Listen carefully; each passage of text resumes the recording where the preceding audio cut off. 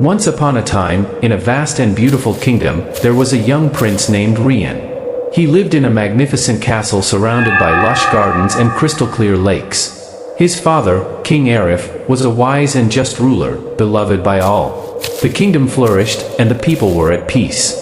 Yet, despite all the grandeur, the royal family held a deep secret: Prince Rian's true origins. It all started when Rian was just a baby. One fateful night, a wicked sorcerer, driven by dark magic and a thirst for power, kidnapped the infant prince. The sorcerer had long been envious of the royal family and plotted to take Rian for himself. But the sorcerer's plan failed, and the baby was cast into the river, left to be swept away by the merciless waters. As the river carried the helpless child, the darkness of the night consumed the land. The baby's cries were drowned by the roaring waves. But fate, as mysterious as it is, had other plans. The prince was not destined to perish in the river that night. A poor farmer named Booty, with a heart full of kindness and compassion, was working in his fields when he heard the faint cries of the baby. Without a second thought, Booty ran toward the riverbank and found the child in a basket, floating along with the current. He quickly grabbed the basket, holding the baby close to his chest, and vowed to protect him as his own. Unbeknownst to Booty and his wife City, they had just rescued a prince, one who would change the course of their lives forever. Booty and City, though poor, were filled with love. They had no children of their own, and the arrival of this mysterious baby filled their hearts with joy. They named him Rian, which meant light in their language, a symbol of the hope he brought into their lives. Years passed, and Rian grew up to be a bright and strong young boy. Despite their humble means, Booty and City did everything they could to ensure Rian had everything he needed. They taught him the values of kindness, honesty, and hard work. Rian, in turn, grew up with a heart as pure as gold, always eager to help others and make the world a better place. The villagers adored him, and though they had no idea of his true heritage, they all agreed that the boy was destined for greatness. Little did they know, Rian's bloodline was royal, and one day, the truth would be revealed. One fateful day, a royal envoy arrived in the village where Booty and City lived. The royal guards had been searching for the lost prince for years, following every lead they could find. They had tracked rumors of a baby found by the river, and after months of investigation, they arrived at Booty's humble home. The royal captain approached Booty and City, with a solemn look on his face. "We have come in search of a child, a prince who was lost many years ago. His name is Rian," he said, his voice firm yet gentle. Booty and City were stunned. They had always suspected there was something special about Rian, but they never imagined that he was the heir to a kingdom. The royal captain continued, "Rian is the son of King Arif and Queen Amina. His life was stolen by a sorcerer when he was a mere infant. We have spent years searching for him. The time has come for him to return to the palace and claim his birthright." Tears welled up in City's eyes as she looked at Rian. She had raised him as her own son, and now, the world was calling him to fulfill a destiny far greater than anything they had ever imagined. Rian, though overwhelmed by the revelation, stood tall. "I may be a prince by birth, but you are my parents," he said, his voice full of emotion. "I will never forget you, no matter where my destiny leads me."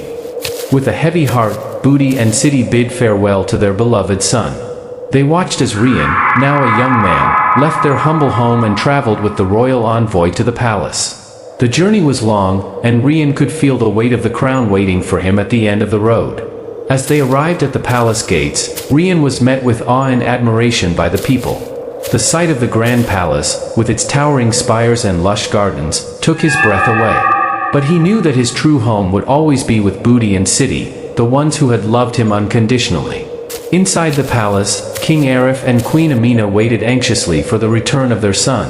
The moment Rian stepped into the throne room, the king and queen embraced him, tears streaming down their faces. "My son," King Arif said, his voice trembling. "You've returned to us. We've waited so long." But Rian, though grateful, felt a deep sense of loss. The love of his parents was undeniable, but the love and care he had received from Booty and City had shaped him into the man he was. His heart was torn between two worlds, two families, and two lives. Rian struggled to adjust to his new life in the palace. As much as he wanted to honor his royal heritage, he could not forget the simple, humble life he had known with Booty and City. He longed for the peace and love of his adoptive parents, but he knew he had a duty to the kingdom and its people. One day, while walking through the palace gardens, Rian met a young woman named Amina. She was kind-hearted, intelligent, and had a natural grace that captivated him. As they spent more time together, Rian found himself drawn to her, but he could not bring himself to reveal his true feelings. After all, he was the prince, and Amina was a commoner, though of noble heart. Amina, too, felt an undeniable connection to Rian. But she knew that the path of royalty was fraught with challenges, and she feared that Rian would be burdened by the weight of his destiny. Despite their unspoken feelings, they continued to share quiet moments, each hoping that fate would eventually bring them together. As days turned into weeks, Rian continued to struggle with the heavy responsibilities of being a prince. He had been trained in the art of ruling, strategy, diplomacy, and the responsibilities of a leader. But nothing could prepare him for the weight that now pressed on his heart. One night, unable to sleep, he wandered through the vast corridors of the palace, seeking solace. His mind was consumed with thoughts of his adoptive parents, Booty and City. He had promised them he would never forget them, but now he felt torn between two worlds, the royal world that demanded his loyalty and the simple, loving life that had shaped him. As he walked along the palace balcony, he gazed at the stars, his mind wandering back to the days when life was simpler. "Why does life have to be so complicated?" he whispered into the night, as though the stars could answer him. Just then, a figure appeared beside him, a familiar face. It was Amina, the young woman he had met in the gardens. "I thought I might find you here," Amina said softly, her voice gentle yet strong. "I can see it in your eyes. You're torn. You're not just a prince. You're a man who has known love, kindness, and hardship. You're trying to reconcile two sides of yourself." Rian turned to her, his heart aching with unspoken words. "How can I be both?" he asked, his voice full of frustration. "How can I be the prince I was born to be and still honor the parents who raised me, who loved me when no one else did?" Amina stepped closer, her presence offering a sense of comfort. "You don't have to choose one or the other, Rian. Your heart is big enough to carry both. You were born to rule, but you also have the power to bring the love and kindness you were raised with into your reign. It doesn't have to be one or the other, you can be both." Her words pierced Rian's heart, giving him the clarity he so desperately needed. He didn't have to forget who he was before, he could combine both parts of himself into the ruler he was destined to be. Just as Rian was beginning to accept his role as both a prince and a man of the people, darkness loomed over the kingdom once again. The sorcerer who had kidnapped Rian as a child had not been vanquished, he had only been waiting for the right moment to strike. The sorcerer returned to the kingdom, his heart filled with rage and vengeance. He had spent years in hiding, nursing his wounds and perfecting his dark magic. Now, he sought to reclaim what he believed was rightfully his, the throne. With the kingdom's peace hanging in the balance, Rian knew that he would have to face the sorcerer who had changed the course of his life forever. He gathered his most trusted allies, including Amina, and set out on a dangerous journey to confront the evil that had once stolen his life. The journey was long, and as Rian traveled, he was forced to confront not just the sorcerer, but his own inner turmoil. The darkness of the sorcerer's magic was powerful, and Rian could feel its grip tightening around his heart. He had always been taught that he must be strong for his people, but in these dark moments, he questioned his own strength. Amina remained by his side, offering unwavering support. "You are stronger than you think," she reminded him gently, every time his resolve wavered. "The love you've received, the way you've been raised, it's not weakness. It's your greatest strength." But Rian didn't fully believe her. How could his heart, filled with love and compassion, be enough to defeat the sorcerer's power? He had no magic, no weapon strong enough to match the sorcerer's dark arts. Then, one evening, as they approached the sorcerer's lair, Rian had a vision. He saw the faces of Booty and City, the parents who had raised him, and his true parents, King Arif and Queen Amina. He realized that the strength he needed was not in magic or weapons. It was in the love he had received from both families, their sacrifices, their belief in him. It was then that Rian understood. His destiny wasn't to defeat the sorcerer through brute force. It was to heal the kingdom with his heart, to lead with compassion and justice, just as his adoptive parents had taught him. The moment of truth arrived. Rian and his companion stood at the threshold of the sorcerer's dark fortress. The air was thick with magic, and the ground beneath their feet trembled with the weight of impending battle. As they entered, the sorcerer appeared before them, his eyes glowing with malice. "So, the lost prince returns," he sneered. "Did you really think you could take back what's mine?" Rian stood tall, his heart filled with the strength of love. "I'm not here to take anything from you," he said, his voice steady. "I'm here to end this cycle of darkness. You've tried to take everything from me, but you can't take away my heart, my love, or my family." The sorcerer's laughter echoed in the chamber. "Your love is nothing against my power," he roared, raising his staff to summon a storm of dark magic. But as the sorcerer's magic swirled around them, Rian stood firm. He reached out with his heart, not his hands. He thought of Booty and City, who had given him everything, and of King Arif and Queen Amina, who had always believed in him. He thought of Amina, who had shown him that love could be his strength. And in that moment, the love that Rian carried in his heart became his greatest weapon.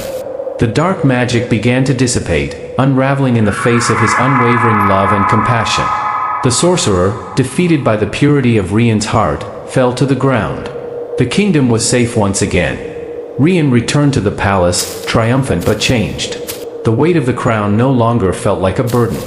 He had learned that true power came from love, not from magic or strength. It came from the people who believed in you, from the sacrifices made on your behalf, and from the courage to lead with a compassionate heart. As he took his place on the throne, Rian made a promise to himself. He would rule with justice and kindness, honoring both the family that raised him and the one that had given him life. And he would always remember the lessons learned from his journey, the importance of love, the power of forgiveness, and the strength found in vulnerability. And as for Booty and City, they were never forgotten. Rian showered them with gifts, riches, and lands, ensuring they lived the rest of their days in peace and prosperity. The love between a son and his parents could never be broken, no matter the blood that ran through his veins. Rian's reign began with great promise. The kingdom flourished under his rule, as he sought to heal old wounds and bring prosperity to the land. The people felt the difference in the air, the kindness that emanated from their young ruler was palpable. However, as peace settled, Rian still couldn't shake the feeling that something was missing. Despite everything he had achieved, there was still an emptiness in his heart. One day, while walking through the palace gardens, he was approached by an elderly woman who had come from a far-off village. Her eyes were filled with tears as she approached him, her hands trembling.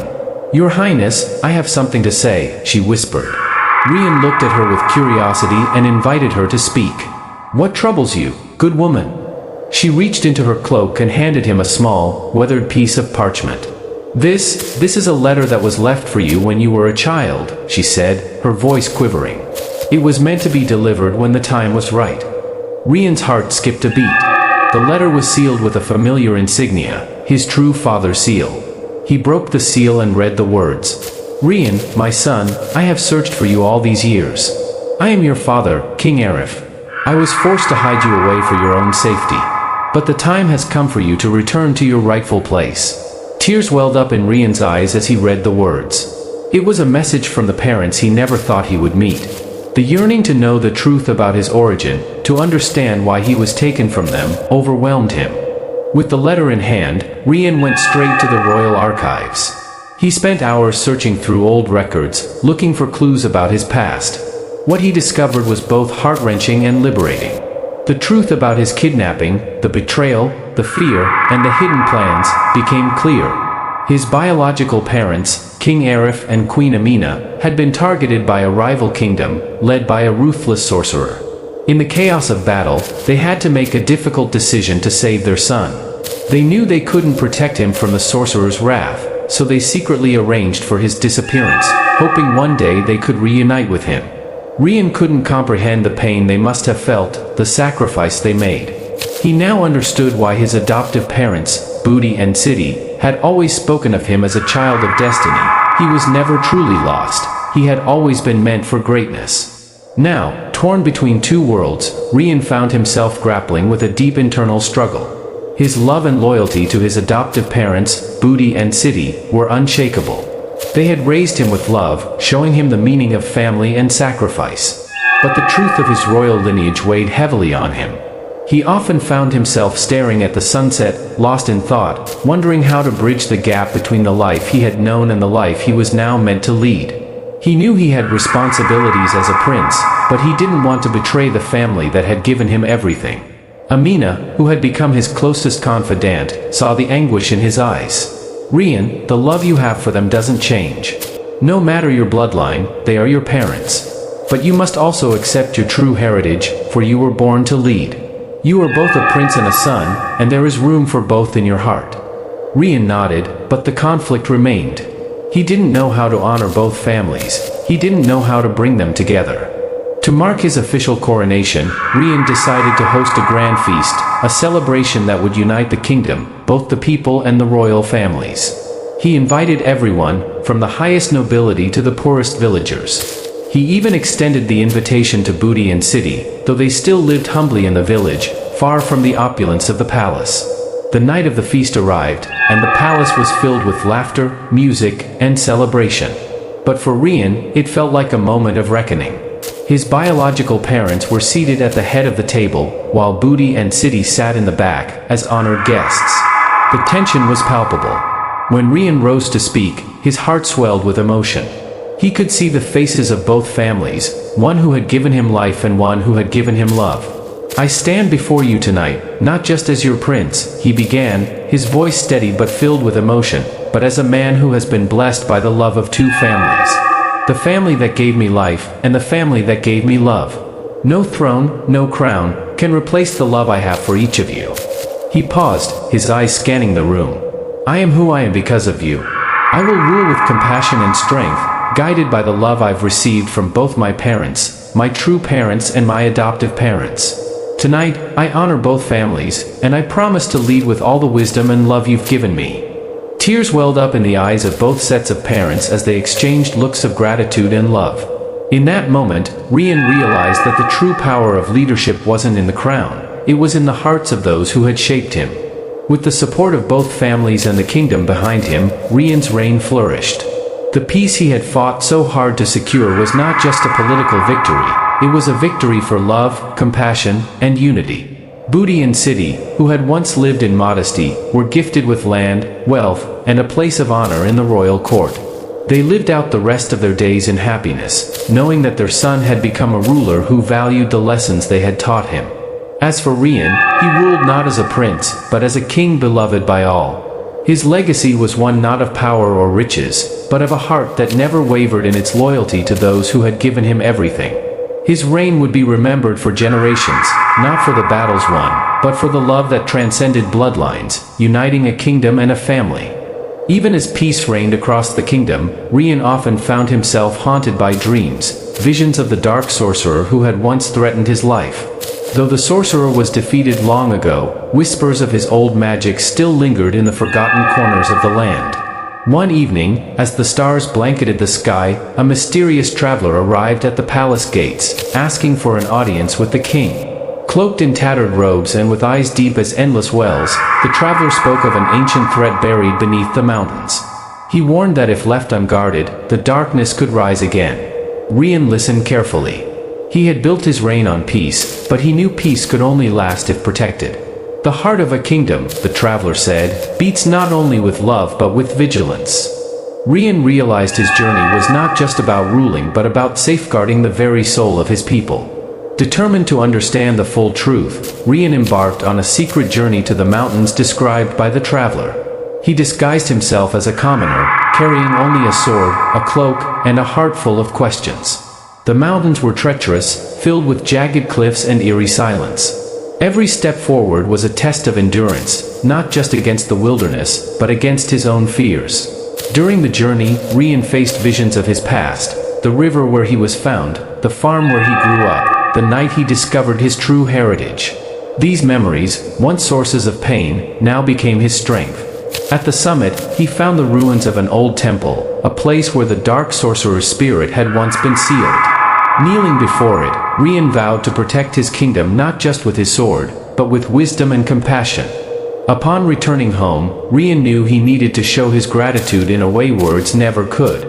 For Budian city, he commissioned the building of a beautiful estate by a sparkling river, a place where they could live peacefully and happily for the rest of their lives.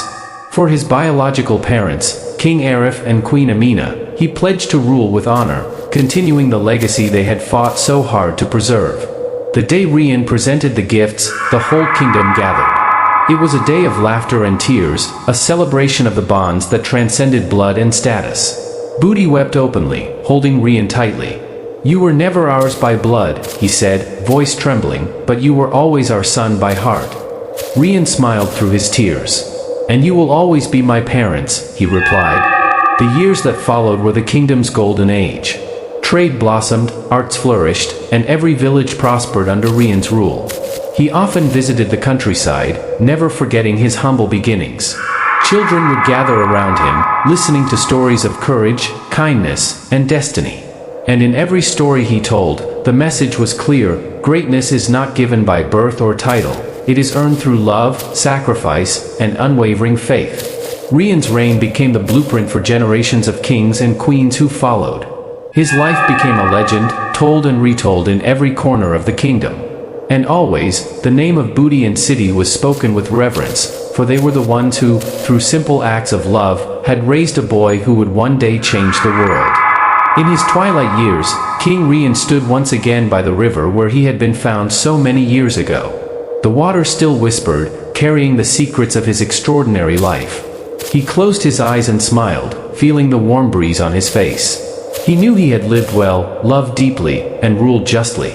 When Rian's time finally came, the kingdom mourned not just the passing of a king, but of a soul who had touched every life he encountered.